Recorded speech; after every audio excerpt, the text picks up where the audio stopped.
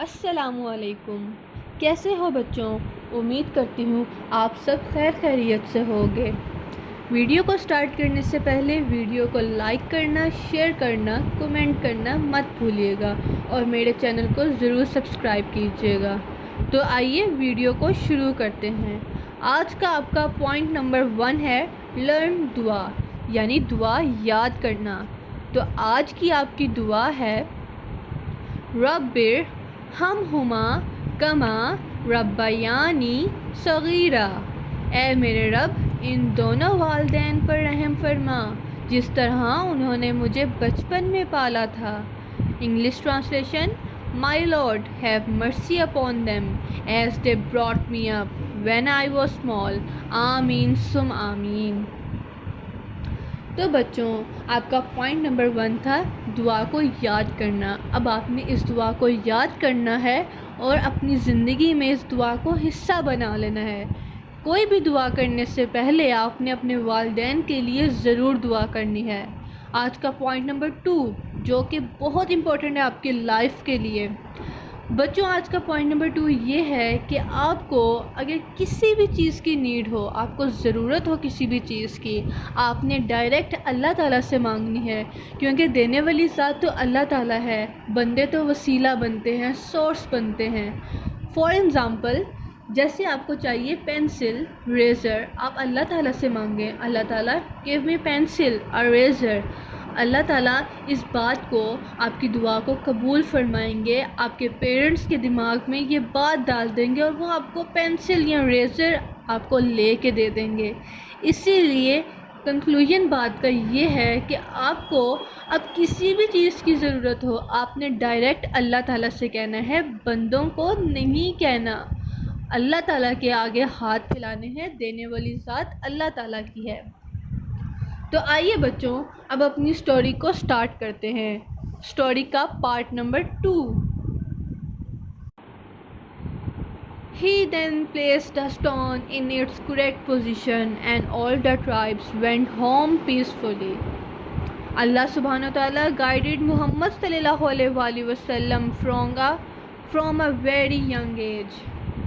He kept away from the Quraysh who disobeyed Allah subhanahu wa ta'ala.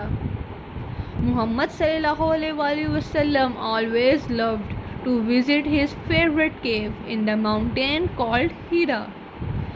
There he would remember Allah subhanahu wa ta'ala and count all his blessings. One day, when Muhammad sallallahu alaihi wasallam was in deep thought in his favorite cave, an angel named Jibreel alayhi salam came down from heaven with a message from Allah subhanahu wa ta'ala. Jibreel alayhi salam said, "Read." Muhammad sallallahu alaihi wasallam replied, "I cannot read." Jibreel alayhi salam hugged and squeezed Muhammad sallallahu alaihi wasallam, asking him to read a second time. Muhammad sallallahu alaihi wasallam replied, "I cannot read." This time, Jibreel alayhi salam hugged and squeezed him still harder and said, "Read in the name of your Lord, who has created everything." Muhammad sallallahu alaihi wasallam, who could neither read nor write, finally repeated the words after the angel Jibreel alayhi salam. With the help of Allah subhanahu wa ta'ala, the Almighty and the All-Wise. It was so scary that he ran home to Khadija radhiyallahu anha and said, "Cover me, cover me." Khadija radhiyallahu anha asked Muhammad sallallahu alaihi wasallam what had happened to him. So he told her the whole story about the angel Jibreel alayhi salam in the cave. Khadija radhiyallahu anha believed his story without a doubt and said that Allah subhanahu wa ta'ala would never disgrace him, for he was a good man who helped others. Khadija radhiyallahu anha along with Muhammad sallallahu alaihi wasallam went to meet her cousin Waraka bin Nawfal, a blind man with lots of knowledge about Allah subhanahu wa ta'ala. He asked Muhammad sallallahu alaihi wasallam to tell him all that he had seen and heard in the cave in Mount Hira, As soon as Muhammad sallallahu alaihi wasallam finished telling him his story, Waraka, the blind man, said to Muhammad sallallahu alaihi wasallam that the angel Jibril alayhi salam was the same one that was sent to Prophet Musa alayhi salam by Allah subhanahu wa ta'ala before him. I wish that I was younger or live until the day your people would drive you out of Makkah, said Waraka. Muhammad sallallahu alaihi wasallam was shocked. Not long after this meeting, Waraka died, and the angel Jibril alayhi salam was not to be seen for some time. Khadija radhiyallahu anha was the first to accept Islam. Islam is to submit to Allah subhanahu wa ta'ala alone and to worship Him without joining partners. Muhammad's freed slave Zaid radhiyallahu anhu, his best friend Abu Bakr radhiyallahu anhu, and his cousin Ali radhiyallahu anhu all accepted Islam. They then called their families and friends to accept Islam. All those who obey Allah subhanahu wa ta'ala and follow his messenger Muhammad sallallahu alaihi wasallam are called Muslims. Muhammad sallallahu alaihi wasallam taught the Muslims about the Allah subhanahu wa ta'ala in secret in a house owned by Al-Arqam. He warned the Muslims to stay away from the Quraysh who lived in Makkah and worshipped idols. There were many idols surrounding the Kaaba, the house of Allah subhanahu wa ta'ala, that was built by Prophet Ibrahim alayhi salam and his son Ismail alayhi salam. As time went by, it was getting harder and harder for the Muslims to keep their love for Allah subhanahu wa ta'ala secret. One day, the angel Jibril alayhi salam came with the message for Muhammad sallallahu alaihi wasallam, asking him to rise and warn the people of Quraysh to worship Allah subhanahu wa ta'ala alone openly.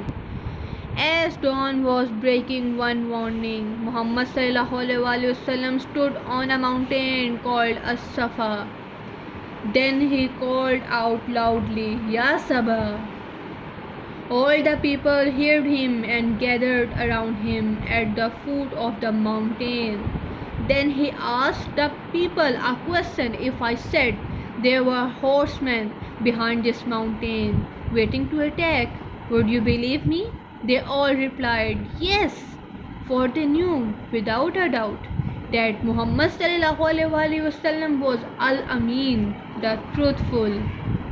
Then he warned the people of a terrible punishment for those who didn't worship Allah subhanahu wa ta'ala alone and follow him, the true messenger and slave of Allah subhanahu wa ta'ala.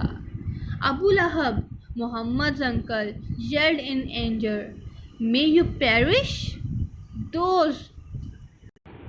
Soon those who had heard Muhammad sallallahu alaihi wasallam accepted his call to Islam.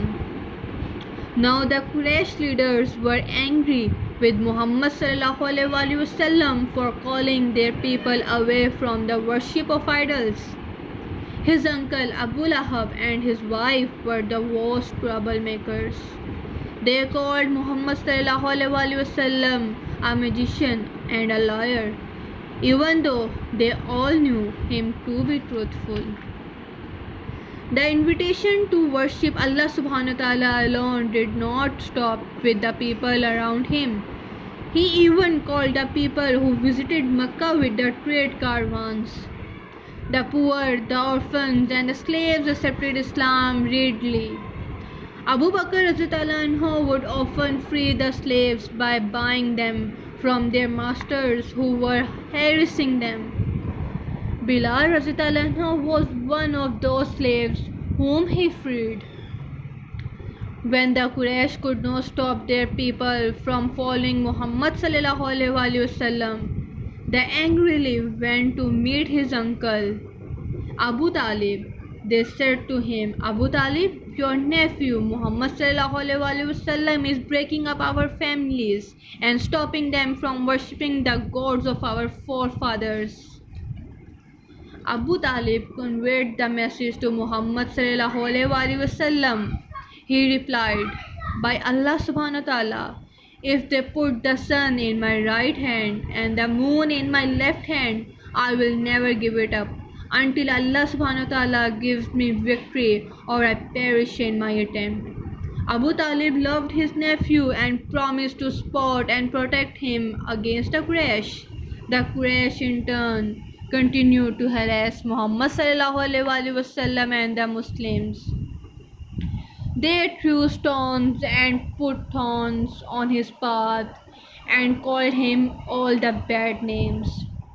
One day at the Kaaba, Muhammad sallallahu alaihi wasallam was peacefully praying when Abu Lahab and his friends threw camel entrails on his back when he was in prostration.